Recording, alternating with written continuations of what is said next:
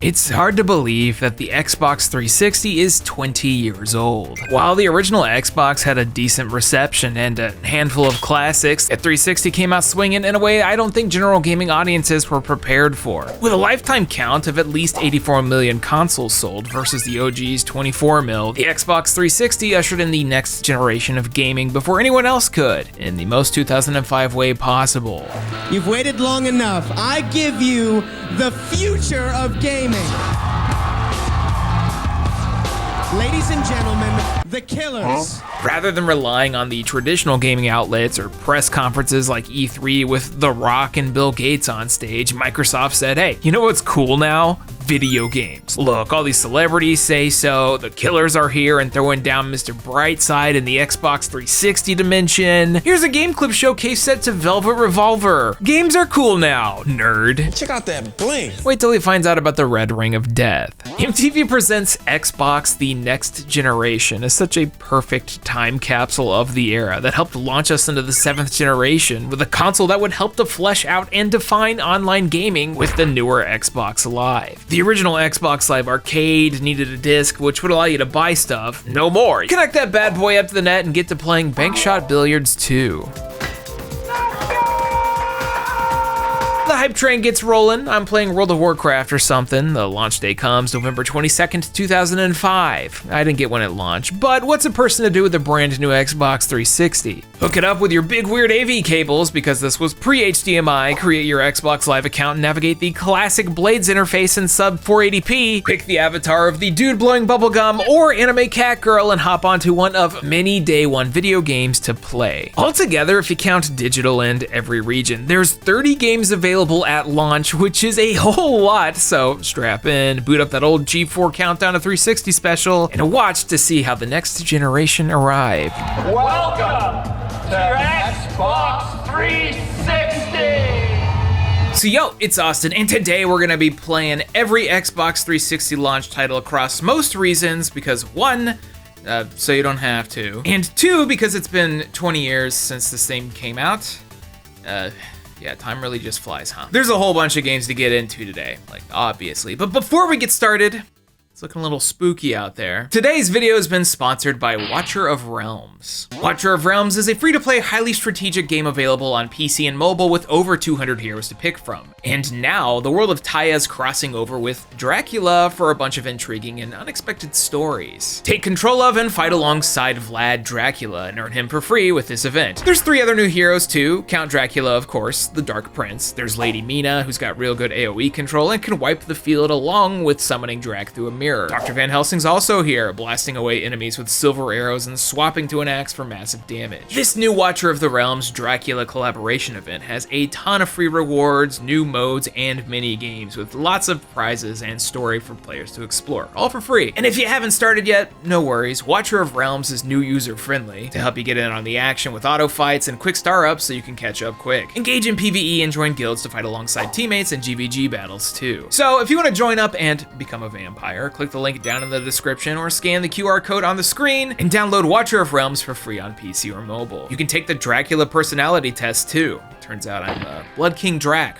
Let's go. Click the link to download Watcher of Realms today. Thanks to Watcher of Realms for the sponsor, but for now, it's time to get into the meat of it all. The Xbox 360 is a console that, correct me if I'm wrong, doesn't have like a single defining launch title. There's no Mario 64 or Sonic Adventure. Heck, there's not even a Halo Combat Evolved. But there sure were a lot of next generation ports. Way more than the previous generation too. There weren't many, if any, games that would pop out on like both the PlayStation 1 and 2, and if they did, they were completely separate ports. Starting in this era, you'd see very similar games come out across both gens, even if the performance left some to be desired. Then you've got Tony Hawk's American Wasteland. It's exactly the same, except in a mind-blowing 16:9 resolution. Whoa. This port came out a full month later after the other releases, and beyond enhanced graphics and achievements, it's the same old American Wasteland.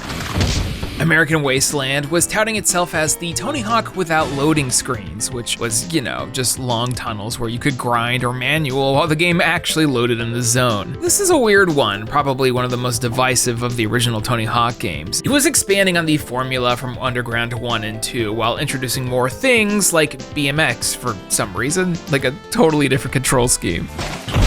American Wasteland is a decent time, it's just a little weird to play. A vast majority of the campaign feels like a series of tutorials as you don't have access to your full movesets out of the gate. If you want a manual, do this tutorial. If you want to grind, do this one. The mid-2000s were definitely the worst it got when it came to games holding your hand and refusing to let go, and because of that, it takes thought a long time to really get moving. You're going to LA to start life anew, you start skateboarding, and suddenly you find yourself in the middle of constructing the skate ranch by doing random missions. It's fine, the characters are decent, it's not Underground with the nasty Eric Sparrow, but it does the job. This dude wandered up here and Iggy hucked a lawnmower at him while it was running.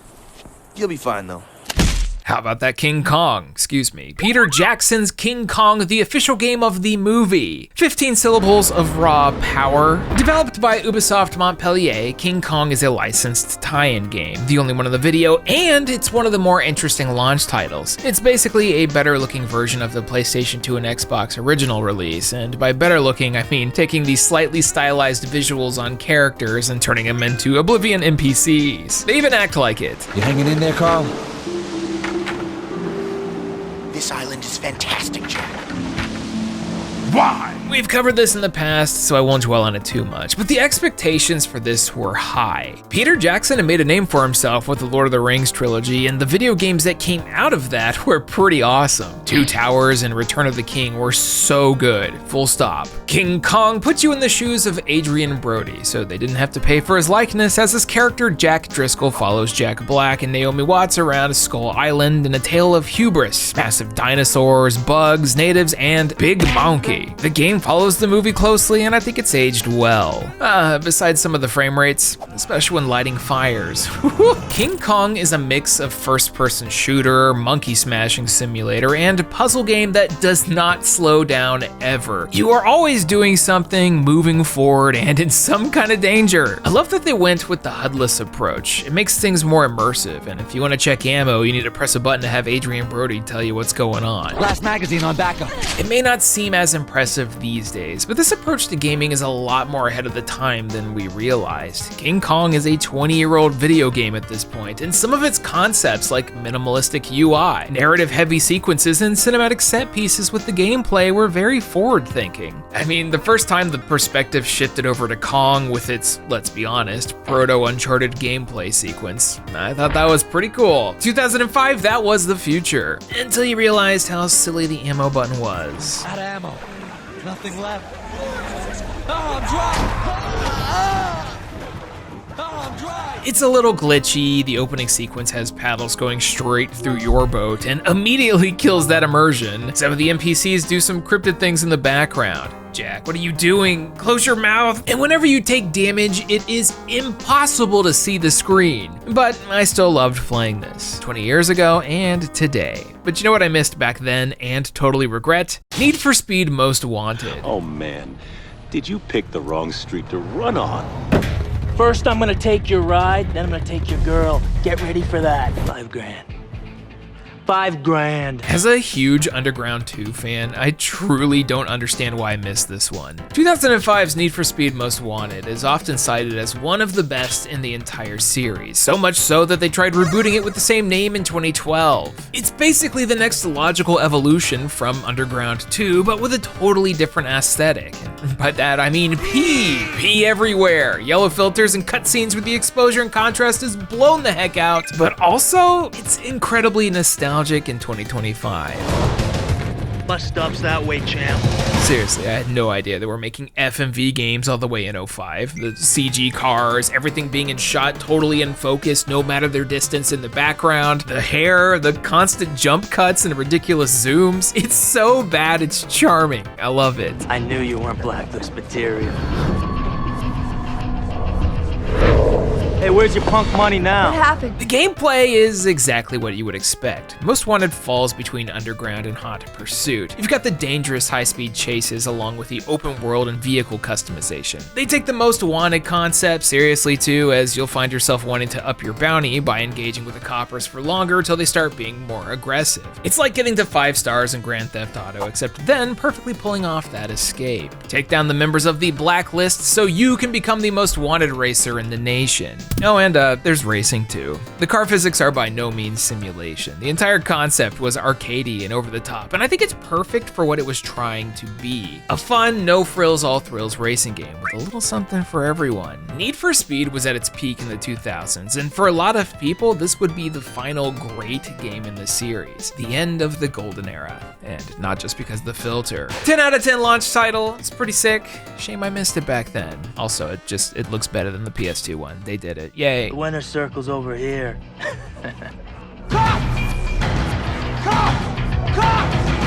With the exception of one more that we'll get into later, that's it for cross-generation ports. However, if you were a fan of racing games, the Xbox 360 launch was pretty awesome. Besides Most Wanted, you also had Project Gotham Racing 3 and Ridge Racer 6, and sorry for the case, turns out finding good quality copies of these games for a decent price is harder than you'd think. Project Gotham Racing 3, aka the graphical showcase launch title for the 360, is another solid release by Bizarre Creations. The PGR franchise had an interesting lifespan. It was Microsoft's premier racing game, all in the Xbox and early 360 era. At some point, Bizarre Creations got yoinked up by Activision, where they'd promptly be mishandled and closed the studio. Good job, guys. But at least they'd release Blur, which is an amazing racer. I mostly know PGR because of the Geometry Wars minigame in 2, but having played 3 for this video, I get it. Project Gotham Racing followed in the footsteps of Gran Turismo and went for realism. They wanted big graphics, big vehicles, big physics, and most impressively, a really cool first-person option where you got to look around as you were driving.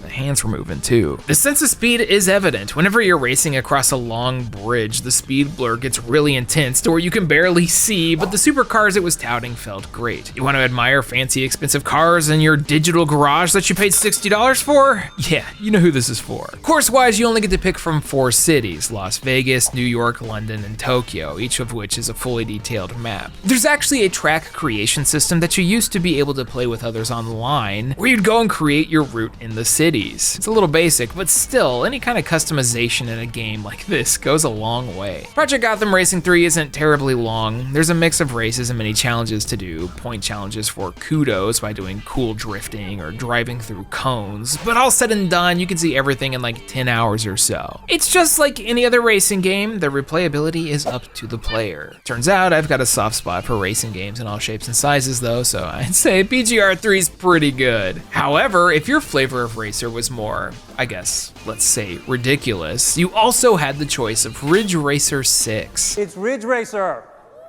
Ridge Racer! Sorry, wrong conference. Ridge Racer, aka the quintessential console launch title game, is a series that kind of disappeared, huh? I mean, we haven't had a true entry since 2012's Unbounded, when Namco Bandai decided to outsource it to Bugbear Entertainment, and even then, it wasn't bad. But also, I think that there might be a fundamental misunderstanding on what Ridge Racer actually is. The PlayStation 1 originals were kinda simple, but over time, especially in the PlayStation 2 era, they posited, what if you could drift completely sideways, and it's just gotten wilder from there. And by that, I mean full 360 drifting. Why? Because it's cool, that's why. Ridge Racer 6 seems like an underrated title for both the Xbox 360 launch library and the Ridge Racer community, but it also encapsulates the entire early 7th generation experience in a nutshell. You've got references to 80s gaming baked into the UI. Heck, you get the opportunity to play Pac-Man before even starting it up. Not to mention Taiko no Tatsujin on a plane, and yes, that car says Klonoa. The main menu UI for picking what the heck you're doing doing is needlessly complicated. You pick a race based on this hexagon grid and can also stack it in a line with multiple challenges into one run, and then doing them will unlock certain things in extra grids.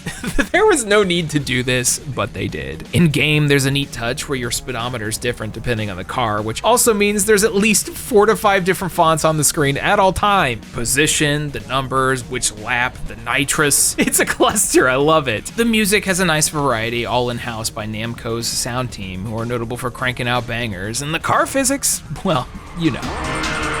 Ridge Racer 6 is not a game for everyone. It is absolutely the arcadey racing game from this launch. A lot of goals can feel samey due to the bizarre menu systems, and it does not shy away from having an insane amount of references to other Namco things. There are, however, 30 different courses, there's over 100 cars, and you could play this online at launch on Xbox Live, which I'm sure must have been a treat. We've also got good old Reiko Nagase in the intro FMV. It's everything a Ridge Racer fan could have wanted, and if that was you, here you go. Or you could wait for the following year and get Ridge Racer 7 as a launch title for the PlayStation 3, which was just an enhanced version of 6. Yeah, not even a new release. Ridge Racer 6 unfortunately didn't sell very well, probably due to the 360's less than stellar sales in Japan, and with that enhanced port of 7, it'd be the last time Namco made one of these for consoles in-house. A shame, because it's probably my favorite of the 3 Xbox 360 racers to play, mostly because it reminds me of Initial D. Alrighty, next up, I think we gotta take a look at the digital side of things. After all, the Xbox 360 was the first home console that you could buy digital games directly from, with none other than Xbox Live Microsoft points. Yeah, and if you were there, I'm sure you remember going to the store and buying 1,600 points for 20 bucks with a physical gift card. I sure did. I mean, how else was I gonna play Geometry Wars Retro Evolved? Yeah! Bizarre Games' Geometry Wars Retro Evolved is definitely responsible for the rebirth of the twin-stick shooter in the 2000s. I mean, let's be real, it's basically Robotron 2084, but as a seamless high-score game. You fight endless waves of shapes with different attack patterns and compete to last the longest and blow up the most dudes to one song. It's good, simple, arcadey perfection. These days, I think most people would rather play the sequels as they have more content, but they sure nailed it day one. Bank Shots Billiards 2, a basic but serviceable time, with some awkward controls. You end up having to use A to shoot, but every other button controls power and angles, so you have to claw up on the controller to make it work. And good luck making it work, considering the AI here is relentless. Normal difficulty, 3 out of 5 stars? Nah, Exodia obliterate. Truthfully, there's a handful of releases from this lineup that are just simple ports. Bejeweled 2 came in swinging like a Mack truck from its original Windows release, and well, it's not much to say, except it's still addicting. I could probably match 3 forever, and PopCap Games nailed it with this one. Except now you can get achievements, and it's gonna take you at least 300 hours to get all of them. All 200 points. That is if they don't glitch. Hey, it's Bejeweled 2. The only way you can make this better is if you like put Sega characters in it or something. No! Zuma. It's Zuma, Bubble for people who like lines. Hexic HD is a classic designed by Alexei Pajitnov, the original creator of Tetris. The game is tough, but a great time if you take a while to master it. Not much to look at, but it did come free with your Xbox. It came free with your f***ing Xbox. Gauntlet and Joust are, well, Gauntlet and Joust. Both ported by Digital Eclipse, who do a lot of these, both with HD sprites and even a background for Joust. You can even swap it to the original versions. These ports are great, and if you were to nab Gauntlet prior to it getting delisted, it even supported online play. The Xbox 360 version of Smash TV is probably the best port it's ever had, and also one of the best Williams arcade games from that era, complete with bit-crushed audio clips. Big money! Big prizes! I love it! Ever heard of Outpost Koloki X? I don't blame you if not, but it was one of the first titles on XBLA. Technically, this is the enhanced version of the Windows Outpost Koloki, presumably X, because Xbox is kind of a city builder. Developed by Ninja B, who'd go on to make XBLA staples like Doritos Dash of Destruction and A Kingdom for Keflings. This one is real simple. It's a space building simulation game where you manage a colony for travelers. You use supply and demand bars on screen to figure out what's needed, and if anything, it's like a baby 80s first tycoon. It's not bad, not great, but perfect for the 800 Microsoft points it launched for. Psst, that's like $10. Games being that cheap new was unheard of. And lastly, on the digital front, Mutant Storm Reloaded. This one's a revamped version of the previous Xbox and Windows version, simply Mutant Storm. It's a less interesting version of Geometry Wars. They're actually very similar in how they look, the camera dipping down at all. This one's just level-based instead of run-based. Not much to say here. It's competent, I guess. You've got power-ups for different types of shots. Some levels have things that'll block you. It's fine. But also, the bar was so low for the early Xbox Live Arcade releases that anything could stand out, which I suppose is much the case for this entire digital game section. You've got ports, you've got enhanced versions, and you got Geometry Wars Retro Evolved. Easily the winner. Now, try not to die. Well, we've explored a little bit of the budget side of the Xbox 360 launch, so why not go to the complete opposite with the big bad budgets? It's first-person shooting guns time. When the Xbox 360 launched, there was no game bigger, no game that sold more, and probably nothing that reviewed higher than Call of Duty 2. Which feels a little wild to say today. Time seems to forget how important the first few games were. The Call of Duty franchise was still a burgeoning one with only a mainline game and a spin-off or two on its belt. The original received a plethora of mainstream praise. I saw TV commercials of it even. That was rare. So when it was time for a sequel to come out and it was going to launch with the brand new 7th generation Xbox 360 console, people were paying attention. Which brings us to this. Call of Duty 2 is an excellent World War II shooter. It's not quite at the crazy fast-paced arcade shooting of the modern releases, way closer to a Medal of Honor clone, even sporting the same radar. But now with 2, we've got regenerating health, we've got grenade markers, and you better pay attention to them because they're for real.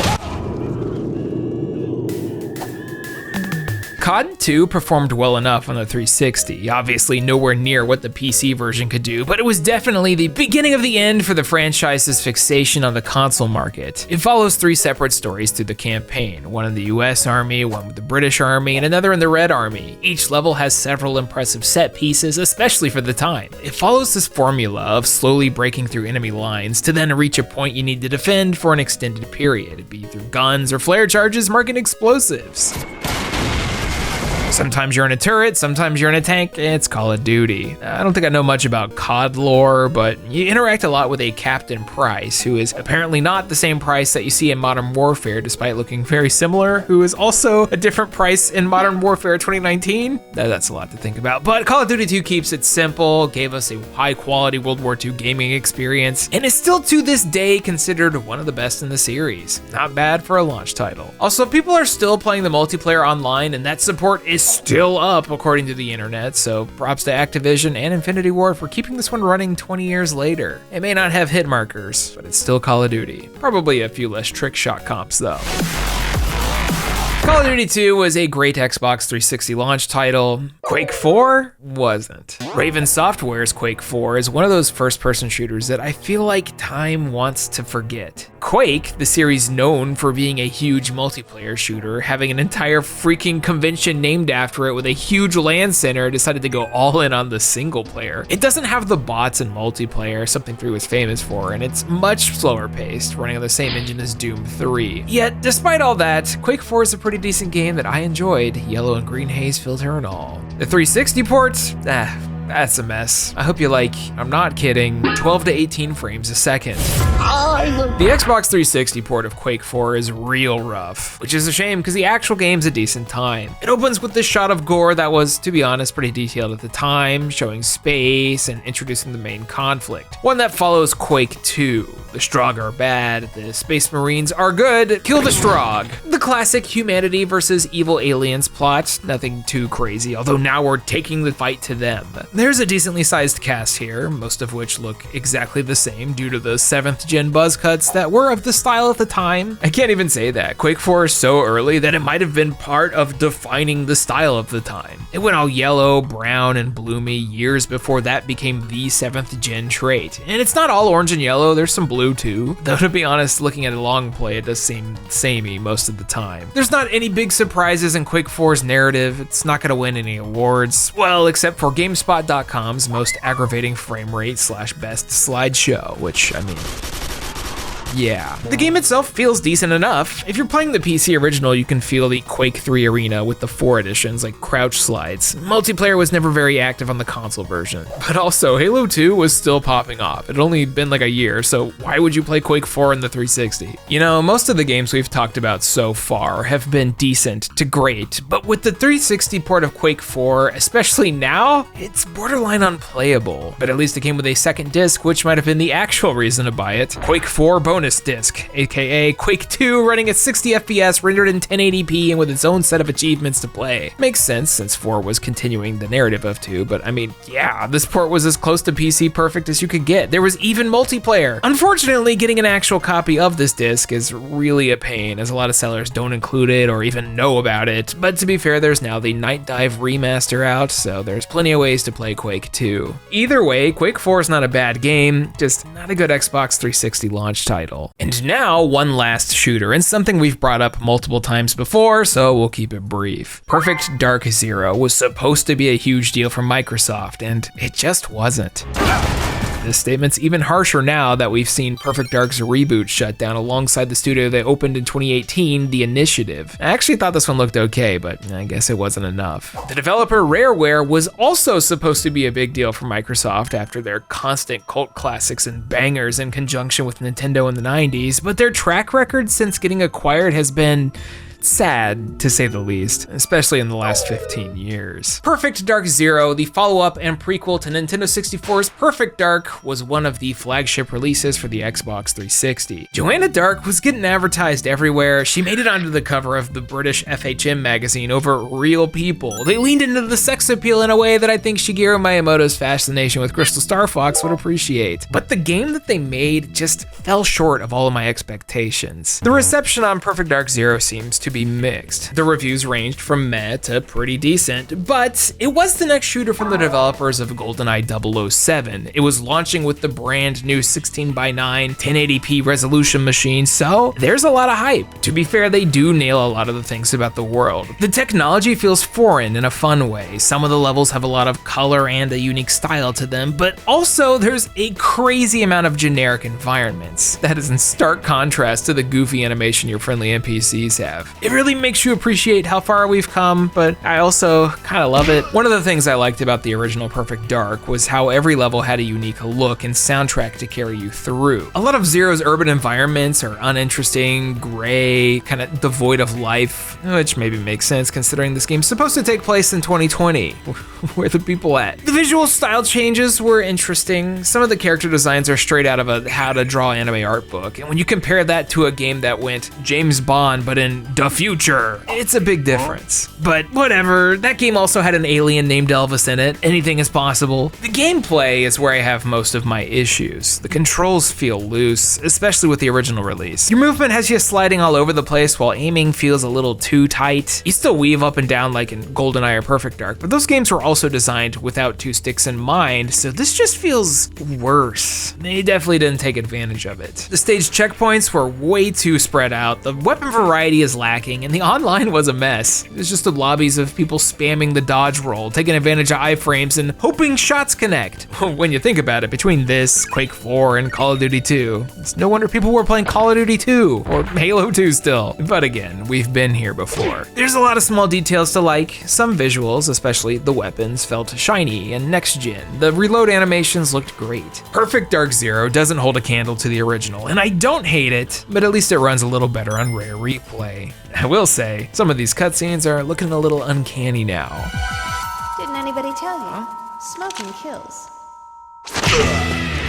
Now, in the 21st century, any video game console launch comes with a plethora of sports video games. Unless you're the Switch 2 for some reason. Either way, if you liked football, soccer, hockey, basketball, there was a video game on this console for you. And because we're being thorough, we are gonna talk about every single one of them. Let's go. Although maybe not too much. When it comes to sports on the 360, you can get your games delivered in one of two ways. We've got the EA Sports lineup, as well as a few of the 2K games. Around this time, EA and 2K were the two prominent figures fighting over ground in the sports genre, to the point where things would get confusing for your average Joe. Both companies would eventually win certain sports by quality or exclusivity deals, but this would go on for years, to the point where they'd sometimes release competing games on the exact exact same day. NHL 06 and 2K6 came out on the same day in 2005, could easily confuse grandma. However, 2K did beat EA to the next generation, in hockey at least.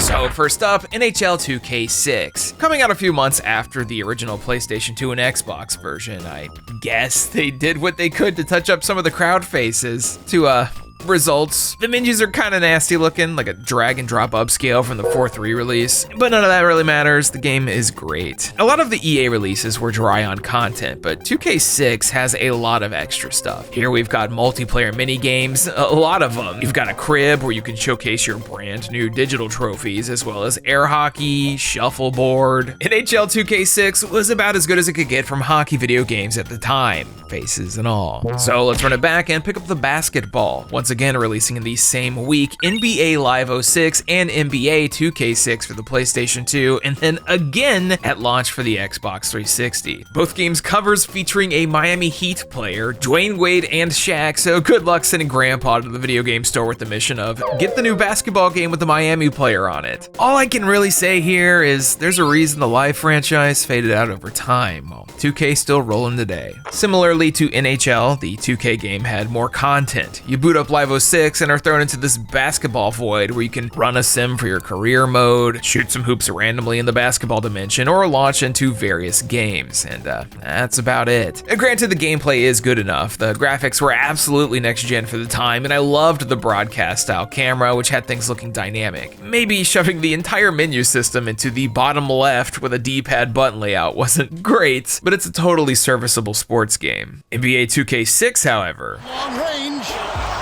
We've got to check it out again with the Powerball triple threat replay. in-game ads, yes! There's also a power bar vending machine in your crib that'll give you temporary stat boosts. Congrats, you've consumed a caramel peanut crisp triple threat power bar. That's one of the in-game pop-ups of all time right here. Yet, despite these shenanigans, NBA 2K6 still walked away with strong 8s across the board, and it's probably due to the sheer quality of the gameplay. The feel of the moment-to-moment hooping is tight, even if this is clearly the exact same game running from the previous generation. The models aren't as nice as Live 06, and there's some weird frame rate hitches that the other game doesn't have, unless you're in the replays where it's fine. There's lots to do here, and I always liked playing the 2K games from the era, especially on the Dreamcast, so 2K takes it. And well, that's all 2K had at launch. EA was, and still is, the powerhouse for a lot of sports video games, which is crazy to me when they hit the brand new 360 with FIFA 06 Road to World Cup, a title that had less than stellar reviews with barely anything to do. Bare bones would be an accurate assessment. Seriously, there's nothing to do besides the Road to World Cup mode, which I guess makes sense when you realize this was probably rushed out the door as a 360 exclusive. I mean, the gameplay's fine, but everything else from the menus to the replays all run like crap. A lack of new modes, less content than the previous releases. Unfortunately, an EA staple. And a lot of these sentiments can be echoed directly into Madden 06. They had yet to really embrace what the 360 was capable of. Actually, a lot of posts online say this version of Madden is, quote, the worst Madden game of all time. And having played some of the earlier GameCube ones for that launch video, I'm inclined to agree that it's a huge step down, especially as the next gen version got rid of a ton of features like create a team, create a player, the minigame modes, more Madden and Al Michaels commentary. Instead, you get, once again, the bare-bone versions of an American football game with less content and a whole bunch of upset fans. And lastly, from the EA suite, we got Tiger Woods PGA Tour 06. It's golf. Golf with character customization that'll let you create some nightmares. Also, Tiger Woods is just staring at his own name on the menu screen like, yeah, that's me, dude. Not much to say about this one. It's golf. It's a quick port. The previous gens have a better reception, and I don't think they'd get it right for a couple of releases. Though I do love me a spammable instant replay. And that's enough for boring sports. Let's move on to one of the top 3 launch titles on the 360, a game I've covered before and will continue to sing the high praises of, Amped 3. It must be done exactly so, or risk utter obliviousness. Amped 3, aka Let's Stretch the Limits of Fair Use and Satire Simulator with the Fire Emblem sprite edits, is what happens when 2K decides to take the reins of Microsoft's attempt at a sports franchise. Originally part of the XSN Sports lineup, an original Xbox franchise all donning basically the same cover, Amped was their take on snowboarding, and these games were pretty cool. Developed by Salt Lake Game Studios before becoming indie built for the third one, they were straight-laced, not quite SSX. You see a montage of people doing tricks in the snow set to some new metal, you got the whole game. The sequel went, what if we did a boatload of crack, filmed a bunch of random nonsense, and turned that into a game? And, well,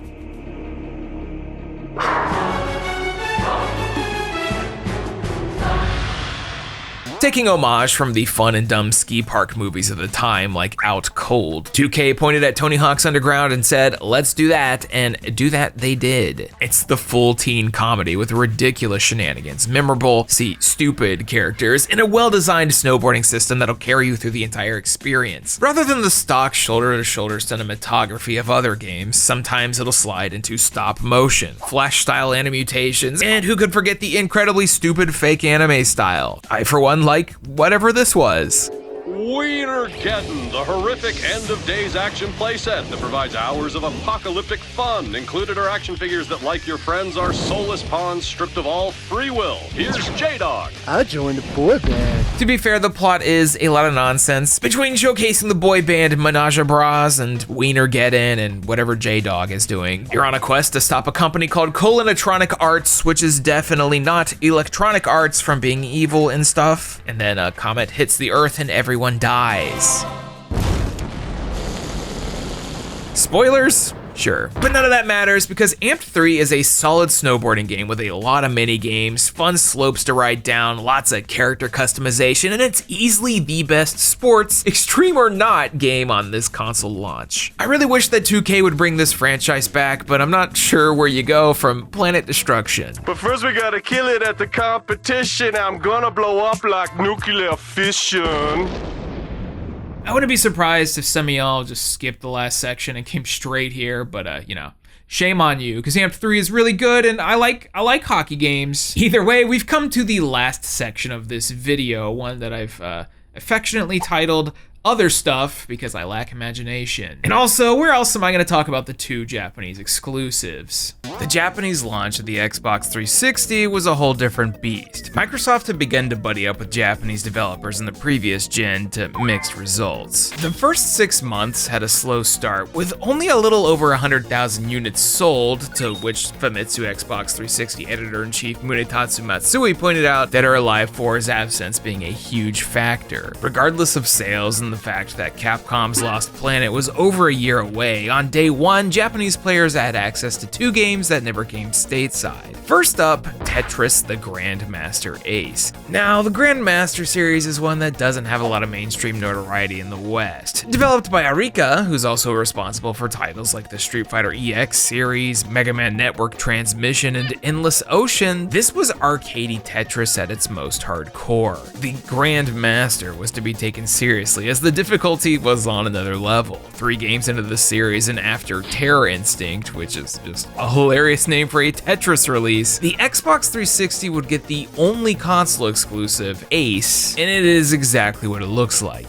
Tetris. Really hard Tetris. Unfortunately, playing this in 2025, a ton of modes are locked behind hard unlock conditions, and in some cases an Xbox Live Gold membership. And that's not even the multiplayer modes, which is kinda dumb. But hey, that's nothing an English patch and some emulation won't fix. There's a lot of fun wacky modes like Big Tetraminos, and a lot of classic hardcore Tetris action to be had, although I'm not so sure I want to be dropping blocks with a mashy Xbox 360 D-pad. And then, on the other side, we've got Every Party. Developed by Microsoft Studios Japan and Game Republic, who you might know for Genji Dawn of the Samurai and Folklore, Every Party is a multiplayer board game with mini-games that happen every now and then, aka a Mario Party clone. Notably, it's got character designs by Momoko Sakura, the creator of Chibi Maruko-chan, and you can play as one of several characters spinning a roulette, getting coins, and doing things. It's a bit hard for me to tell what's going on, and it never received an unofficial fan transfer translation, so I wasn't able to really make out much of this. And from what I gather, it's a totally serviceable party game. It's cute, the minigames are easy to understand, and it's one of 2 family-friendly games from the entire console's launch. The other, of course, being Kameo Elements of Power. What would you have done if your family was kidnapped by a horde of trolls? Welcome back, Rareware. Anyone that was following Rare back in the day was probably aware of Kameo Elements of Power. Originally targeted for the Nintendo 64 with a few early trailers on the GameCube hitting E3, it would finally hit the market November 22nd, 2005, and the game that we'd get was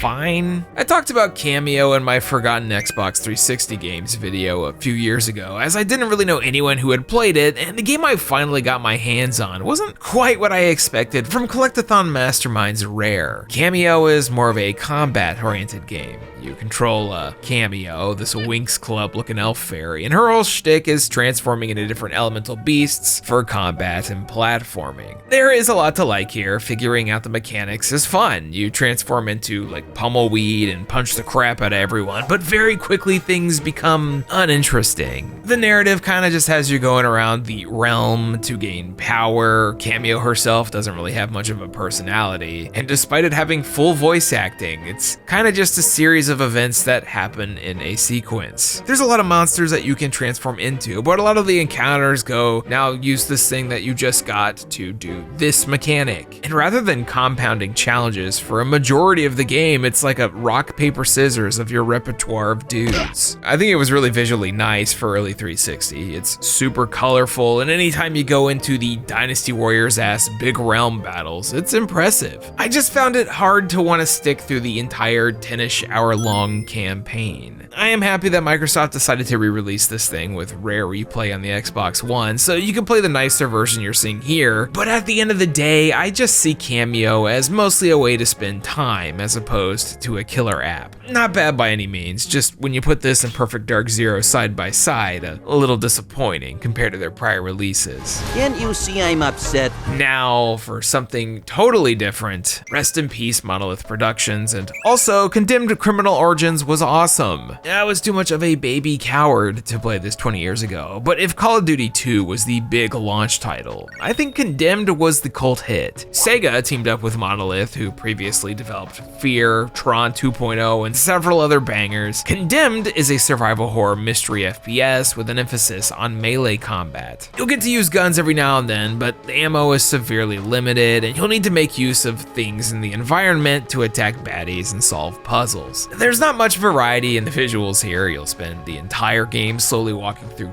buildings, corridors, fending off serial killers as Ethan Thomas from the FBI. You'll also make use of various forensic devices to search for clues, scan objects in the environment, and make your way to the next level. Yeah, it's a level-based affair, but it makes sense considering the set pieces have you chasing after the matchmaker. It looked next-gen, it felt next-gen with the lighting and the way that the AI would try to corner you. The psychological thriller aspects were strong, jump scares felt earned, and it's got some twists that'll carry well into the sequel, also seen as a cult classic. It's just unfortunate that there's no death animation. You get hit enough and boom, game over.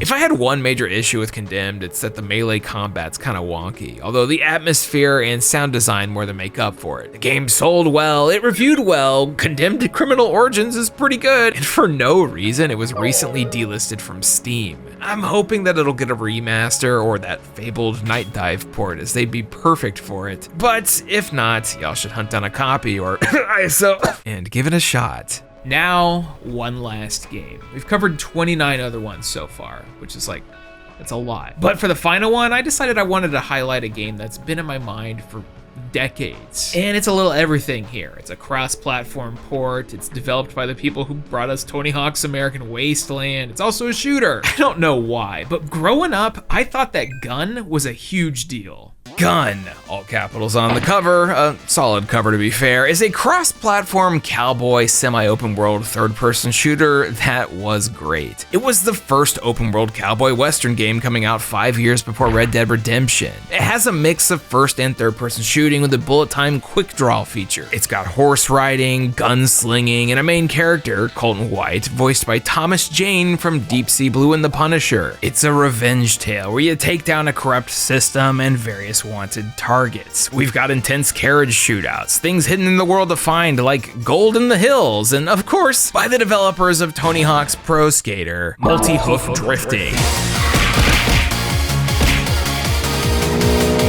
Yeah, this rules. Gun has a decent amount of set pieces with several weapons, including a tomahawk, dual pistols, rifles. Weapons feel good to shoot. The movement is fun and floaty. There's also a scalping mechanic because the 2000s were edgy, which they decided not to do anything with visually, despite showing limbs getting blown off and big old neck gashes when characters get executed. Either way, the gameplay has a lot of variety, which makes it such a shame that it's over in less than 7 hours. Gun treats itself as a game made for a mature audience. It is edgy, it is violent, it tackles adult subjects in the old Wild West Badlands in a way that has stood out in my mind all these years later. It does not lessen the blow of the harshness of that time period. A vast amount of side characters are not good people. However, gameplay-wise, I've always felt like Neversoft's Gun was wildly ahead of its time, even if the 360 version was just a port. I mean, there's a minimal difference between this and the 6th generation versions, and some of the UI elements look like they were just stretched out to fit the newer aspect ratio. The graphics are better, but still not that much more impressive than the original release. Some of the NPCs even have that funny Tony Hawk Pro Skater quest-giving animation. Yo, Colt, use your horse to collect skate. Heck, the game even got ported to the PSP in 2006. It's not like Neversoft was breaking the mold or anything, but they sure did create one of my favorite Xbox 360 launch titles that I think is still worth playing today.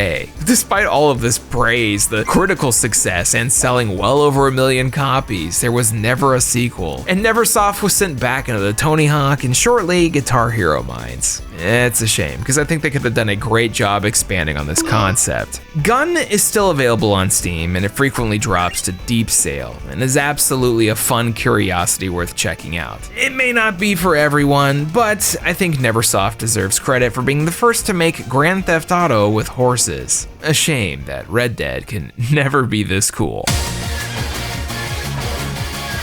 And so there you have it. Every Xbox 360 game played 20 years later, so you don't have to. Honestly, this launch lineup is pretty solid. I don't think there's a defining killer app with like the exception of maybe Call of Duty 2, but there is a little something for everyone. A whole bunch of 7s and 8s, with the only real stinkers being like a couple sports copy pastes and the Quake 4 port. That's not good. It sure beats the heck out of a couple other console launches like the PS3, Gundam Crossfire. Come on. But hey, that console turns 20 next year, so maybe then. If you liked today's video, let me know down in the comments. Also, make sure to check out the sponsor, Watcher of Realms, and try out the Dracula event, or if you'd like to support us directly, hit us up on the Patreon. Times are tough for everyone right now, but if you do want to support, everything is greatly appreciated and goes back into the channel. You can also buy a t-shirt over at the Pixel Empire. Subscribe to the channel, or, you know, just continue watching. Thank you so much for your support. Anyways, we're gonna head out for now. That was a lot of games, mostly good games, which is nice. But yeah, I've been Austin, and I'll catch you guys next time when we play some more cool games. Cause I get to play cool games. Thank you all so much for watching. Special Patreon shout out to Benna Oswald, Blackfoot Ferret, Blake Thomas, Cheeks, Clark Fox, Chris Shelton, DX Buster, Dylan Snyder, Fragile Traveler, Hey Quiggles, Jay Roos, Jacoby Fitzpatrick, Kevin Zanowski, Nocturnal Nix, Pierre, Platinum Rose, Pacha Bear, Rare Find It, Ryan Siri, and Vox. Thank you all so much for your generous support. Happy November. And today is the day that Anno 117 comes out, so I'm gonna disappear, but not for long, because I have another video coming out next week, a little bit before Thanksgiving, so stay tuned. Also, like, Dispatch is really good. I know it's kind of like, you know, Telltale Walking Sim, less of a game and more of a movie, but god dang, that's some good Telltale game. Anyway, I'm gonna go to bed. This is a long video. Bye-bye.